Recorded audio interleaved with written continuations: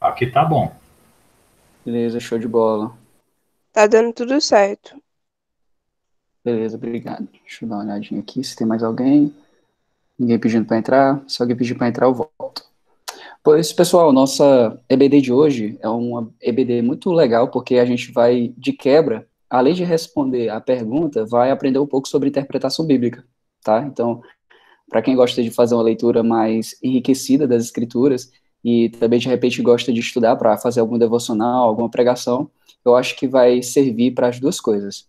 A pergunta de hoje, ela questiona se lá em Mateus 24:40, aquele texto que diz: dois homens estarão no campo, um será levado e outro será deixado, fala sobre arrebatamento. Por isso eu quero que vocês já deixem abertas suas Bíblias lá, para a gente fazer uma pequena análise aqui desse texto, para tentar responder e melhorar nossa leitura bíblica, tá?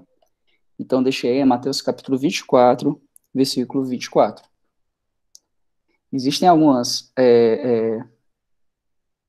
interpretações que se faz a partir desse versículo em que diz que aqui é sobre arrebatamento, algumas pessoas têm medo de dormir ali com seu cônjuge, né? Vai que de repente você acorda e ele não está lá do seu lado, né, o piloto do avião some, duas pessoas estão no campo, uma desaparece, as pessoas, durante um tempo, começaram a viver sempre vestidas, tomar banho vestido, dormir vestido, porque tinha medo de ser arrebatado e tá pelado. Então, uma série de coisas surgiram a partir da interpretação desse versículo. Então, por isso que surgiu essa dúvida, e que eu acho que vai ser de grande valia para a gente tentar respondê-la hoje, tá? Então, vamos ler o versículo novamente. Diz assim, Mateus 24:40. Então, veja que tem aqui uma partícula, né? Então, estando dois homens no campo, um será levado e outro será deixado. Lembra que, para responder essa pergunta, então a gente tem que fazer uma interpretação desse texto, aquilo que nós chamamos de exegese, ou seja, tirar o significado do texto e não colocar as nossas preconcepções, os nossos sistemas, os nossos preconceitos, no bom sentido da palavra, em cima do texto. E para isso, nós temos que começar a fazer algumas perguntas para esse texto. Uma das perguntas que nós precisamos fazer, então, é, por exemplo, quem foi que escreveu, ou quem foi que falou a passagem que nós estamos, né? Uma outra pergunta que nós podemos fazer é para quem ela foi endereçada, ou seja, quem é o remetente? Quem é aquela pessoa que está falando? E para quem está falando? Saber quem escreveu também vai trazer algum tipo de colaboração para o entendimento correto dessa passagem? Então anota aí, tem algumas perguntas que eu posso fazer. Quem escreveu, quem falou, para quem escreveu ou para quem foi dito. Outra pergunta é o que a passagem diz? O que precisamente está sendo dito aqui nessa passagem, tá? Vamos tentar responder pelo menos essas três perguntas, tá certo? A primeira pergunta, a gente pode observar aqui, de uma forma mais ampla, que quem está falando aqui é Jesus. Jesus está falando nesse caso, e ele pronunciou essas palavras, e essas palavras, nesse evangelho, elas foram registradas por Mateus. Então, as palavras são de Jesus, registradas pelo escritor bíblico Mateus. Para quem Jesus falou? Quando nós olhamos para o contexto, nós percebemos que Jesus falou aos seus discípulos, e daqui nós podemos fazer uma outra pergunta. Por que Jesus, então, falou isso aos seus discípulos? E a gente descobre, como a gente vai ver daqui a pouco, deixa eu só colocar o som silencioso aqui para ele parar de apitar, que Jesus não falou do nada, ele falou isso daqui a partir de uma pergunta que foi feita a ele. Vamos tentar responder então a outra questão. O que, é que essa passagem diz mais precisamente? Ela vai falar simplesmente que um dos dois homens que estão fora, estão no campo, como diz o texto, né? Estando dois homens, então são dois homens, estão no campo, estão do lado de fora, um deles será levado e o outro será deixado. Veja que o texto não diz aqui nesse versículo para onde ele vai ser levado, se é para o céu, se é para o inferno, esse tipo de coisa. Não diz por que será levado, por que será deixado, quando ele será levado, quando será deixado ou como. Então, essas perguntas, onde, por quê, quando e como, não estão no versículo. Vai ser necessário a gente olhar para o contexto específico da passagem e para o contexto geral em que ela está inserida. Ela só diz que um será levado e o outro será deixado. Ela não define que o campo pertence a alguém, por exemplo, de quem é o campo onde eles estão, ou se é algum lugar particular, será que eles estão na Cisjordânia, na Palestina, no Brasil? Não diz onde que esse campo fica. Então vamos tentar melhorar um pouco as nossas perguntas para nós chegarmos a mais respostas, tá bom? Vamos aqui. Existe alguma palavra ou alguma frase nessa passagem, seja no versículo ou na passagem onde está inserida, que precise ser examinada? Vamos lá. Então, estando dois homens no campo, um será levado e outro será deixado. A princípio, parece que não tem nenhuma palavra aqui ou passagem particular que necessite de alguma vista mais acurada, né, um exame mais cuidadoso. Mas, se você de repente quisesse tirar dúvida, eu acho que as duas palavras que poderiam ser melhor examinadas seria levado e deixado, para saber o que elas significam. Então, vamos fazer um exercício, vamos tentar verificar aqui o que essa palavra levado significa. Se você procurar uma concordância bíblica, tá, ou um dicionário bíblico de palavras do Novo Testamento, você pode verificar que a palavra grega que aparece aqui, lembra que o Novo Testamento, majoritariamente, ele está escrito em grego, né? Nós temos uma expressão aqui e acolá em outro idioma, como nós vamos ver hoje mais tarde, no Salmo 22, uma palavra que Jesus fala na cruz, ele usa ele fala um termo a partir do aramaico, mas de forma geral no grego. E aqui a palavra no grego, ela significa tomar para si mesmo, trazer junto para si, ou um outro significado seria receber alguma coisa por transmissão. Então, ser levado aqui é tomar, trazer para si, receber algo a partir daquilo. Lembra que nem sempre consultar as possibilidades de significado de uma palavra garantem a melhor interpretação daquele texto. Porque não é porque uma palavra significa várias coisas que naquele texto ela vai significar todas essas coisas. Lembra? Um exemplo no português é a manga, né? A palavra manga. Manga pode significar manga de camisa, pode significar a fruta. Não é porque significa essas duas coisas que dentro de qualquer frase ela pode ter os dois significados. Eu tenho que examinar o contexto para saber qual significado melhor se enquadra. A gente falou um pouco disso naquela aula que o Mateus falou sobre o amor ágape e o amor filéu, né, onde as pessoas pegam essas duas palavras e acabam fazendo confusão por causa do campo semântico onde elas estão. Mas é necessário chegar para o contexto para verificar qual o seu melhor uso, tá? Então, vamos aqui, nós já andamos um pouquinho, já sabemos quem falou, nós já sabemos para quem foi falado, Jesus falou para os seus discípulos, que no texto só fala explicitamente de dois homens, e muita coisa a gente não sabe, porque provavelmente não é importante para o texto, como de quem é o campo ou o destino para qual eles estão indo. Mas vamos olhar um pouquinho melhor. Qual é o contexto imediato dessa passagem? O contexto imediato é geralmente o texto geral onde essa passagem está inserida.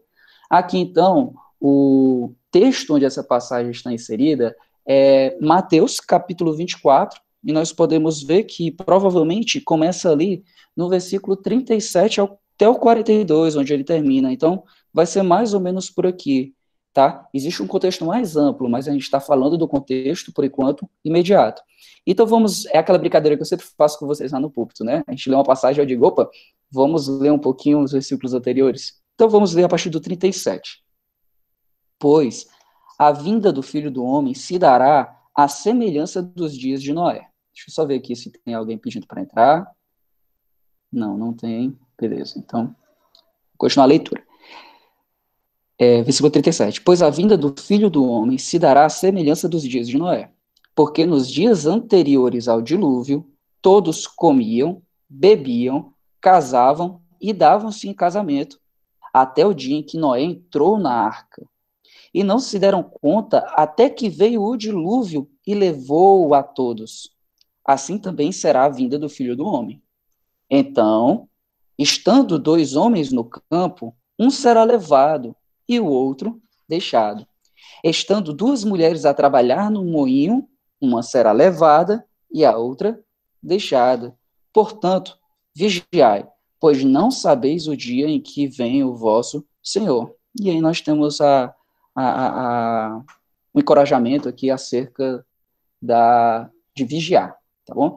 Então veja aqui é o contexto imediato. O que nós temos nessa passagem aqui? Existe alguma analogia, alguma comparação entre o que Jesus falou antes para o que ele vai falar no versículo 40 e também no versículo 41? A gente pode dizer que sim. Veja que a pessoa levada no versículo 40, ela é comparada à pessoa que foi levada no versículo 39. Ou seja, as pessoas que foram levadas são do mesmo tipo. As pessoas que não se deram conta, até que veio o dilúvio e levou a todos. Assim também será a vida do Filho do Homem. Então, aí ele liga, fazendo a comparação. Estando dois homens no campo, um será levado e outro será deixado. Ou seja, o homem que será levado é semelhante aos que foram levados no versículo 39, aqueles que não se deram conta quando também veio o dilúvio. Aqui surge, então, algumas outras perguntas que nós temos que fazer. Quem é que foi levado no versículo 39? E a gente lê o versículo 38. Aqueles que comiam, bebiam, casavam e davam-se em casamento. Em que época? Nos dias de Noé. E que fizeram isso até o dia em que Noé entrou na arca. Ou seja, Noé e sua família estão aqui nesse grupo, né? Noé e sua família, porque a gente sabe que Noé não entrou na arca sozinho, ele entrou com a sua família, entrou com vários animais. Existe um outro grupo que eram as pessoas que estavam comendo e bebendo. A resposta, então, é que as pessoas que foram levadas são as pessoas que estavam comendo, bebendo, casando-se e dando-se em casamento. Essa resposta vai nos ajudar a entender melhor o que essa passagem quer nos dizer, tá bom? Então, lembra, você pode até consultar o texto de Gênesis referente a Noé, mas se você tem uma boa leitura lá, você já sabe, quem foi levado era quem estava fora, quem foi preservado não era quem estava comendo, bebendo, todo esse casamento, mas quem entrou na arca. Vamos então andar mais um pouquinho, vamos para mais uma pergunta. Porque às vezes a gente tem que comparar com outros textos da Bíblia para chegar, principalmente quando nós estamos aqui nos evangelhos chamados sinóticos, Mateus, Marcos e Lucas. Existe algum contexto mais amplo? Existe um texto que nós possamos comparar para entender melhor o contexto? Antes de nós irmos para um texto paralelo, eu acho que vale a pena a gente dar uma olhada no contexto geral. Então, veja que o discurso de Jesus, dentro desse capítulo 24 aqui, vai ser um contexto em que Jesus está proferindo o seu sermão profético. O discurso de Jesus nessa passagem foi isolado, aqui o versículo 40, de um contexto específico, imediato, e um contexto maior, que começa com uma pergunta.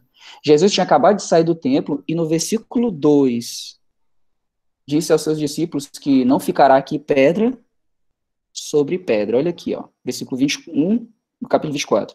Tendo Jesus saído do templo, enquanto se retirava, seus discípulos aproximaram-se dele para lhe mostrar as edificações do templo. Mas ele lhes disse, não estáis vendo tudo isto? Em verdade vos digo, que aqui não ficará pedra sobre pedra que não seja derrubada. E no versículo 3, os discípulos perguntam então a Jesus. Estando ele sentado no Monte das Oliveiras, seus discípulos aproximaram dele em particular, dizendo, dize-nos quando essas coisas acontecerão, e que sinal haverá da tua vinda e do fim do mundo. Olha aqui que interessante. Então, as perguntas que eles fazem são a respeito do tempo quando essas coisas acontecerão, e sobre a vinda de Jesus e o fim do mundo. Então, Jesus começa aqui a profetizar acerca dessas coisas que foram questionadas, e sobre essas coisas que viriam no final dos tempos. Ele falou, então, aqui da grande tribulação, falou de falsos cristos, falou do sol se escurecendo, falou do seu retorno, ele falou aqui dos dois homens no campo, e que um será levado e outro será deixado. Então, a gente tem aqui um panorama geral, agora, acerca desse texto, né? Que a gente pode até perguntar em qual tema ele se encontra. Vamos lá. Tudo que nós falamos até agora, esse texto se enquadra como falando sobre a doutrina da criação? Aparentemente não. Esse texto se enquadra acerca da doutrina da queda? pelo que nós vemos até agora, aparentemente não. Esse texto se enquadra como que falando da doutrina da soteriologia, da doutrina da salvação? Aparentemente não. Esse tema se enquadra acerca da doutrina da consumação, da escatologia, da doutrina das últimas coisas? Aparentemente sim. Ou seja, o contexto temático que esse texto, essa passagem que nós começamos a estar, é um contexto que fala sobre o final dos tempos, sobre escatologia. Então, esse texto é um texto escatológico. Por que a gente fez isso? Porque antes de comparar com os sinóticos apenas, a gente pode ir atrás de outros textos do Novo Testamento, ou até do Antigo Testamento, que falem acerca de escatologia. E como a nossa dúvida é sobre arrebatamento, a gente pode ir para um texto do Novo Testamento que fala sobre arrebatamento. Um deles, que fala de forma bem explícita, um termo referente acerca de arrebatamento, é em 1 Tessalonicenses, por exemplo. Vamos para lá. 1 Tessalonicenses, vamos ver, capítulo de número 4, versículo 16. Porque, ouvida a voz do arcanjo e ressoada a trombeta de Deus, o próprio Senhor descerá do céu com grande brado, e os que morreram em Cristo ressuscitarão primeiro, depois nós, os que estivermos vivos, seremos arrebatados com ele nas nuvens, ao encontro do Senhor nos ares, e assim estaremos para sempre com o Senhor. Portanto, consolai-vos uns aos outros com estas palavras, ou com essas palavras. Então, aqui nós temos esse texto, e a gente vê aqui ele falando sobre um arrebatamento na época da vinda do Senhor, e esse arrebatamento aqui é de quem? É dos perdidos ou dos salvos? Aqui ele fala daqueles que morreram em Cristo, e depois nós, os que estivermos vivos, com Cristo, obviamente, seremos arrebatados, ou seja, seremos unidos com ele nos ares, não sumirão, mas serão levados aos céus quando ele aparecer nos céus. Então, depois de tudo isso, vamos tentar refrescar a dúvida acerca da pergunta. Um será levado e outro será deixado. É realmente sobre arrebatamento? Se for, a gente teria que comparar com aqui. Né? Se não for, existe alguma forma ainda de chegarmos a uma melhor interpretação desse texto? Né? Então, é arrebatamento? Bem, pode ser. Pode ser arrebatamento, porque realmente aqui nessa passagem fala de algum grupo de pessoas que será levado aos céus junto com o Senhor. Mas aqui ele pode estar falando também, pessoal, se pode ser sobre o arrebatamento, pode não ser. Existe algum outro aspecto do arrebatamento que não está em 1 Tessalonicenses?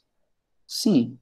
O problema é que muitas vezes nós chegamos no texto com ideias preconcebidas. Então, olha, é arrebatamento, então é o arrebatamento dos salvos, então lá está falando do arrebatamento dos salvos.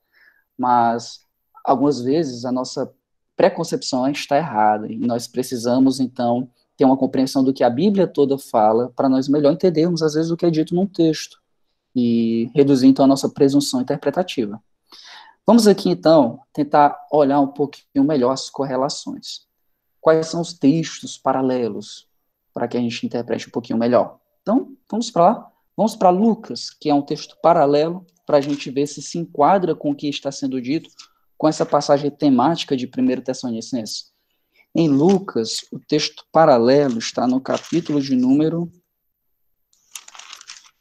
17, versículos 26 e 27. Como aconteceu nos dias de Noé, também acontecerá nos dias do Filho do Homem. Olha aqui, ele deixa bem claro. A semelhança do que vai acontecer é a semelhança dos dias de Noé. Comiam, bebiam, casavam e davam-se em casamento, até o dia em que Noé entrou na arca e veio o dilúvio e destruiu a todos. Olha aqui já nos dá uma ideia um pouquinho melhor. Porque está bem claro aqui em Lucas que aqueles que foram levados pelo dilúvio eram aqueles que comiam, bebiam e se davam em casamento. Ou seja, os que foram levados não foram as pessoas crentes, fiéis na promessa de Deus, mas foram as pessoas ímpias, incrédulas, as pessoas que estavam em seus delitos e pecados e que não foram preservadas pela arca. Essas foram levadas.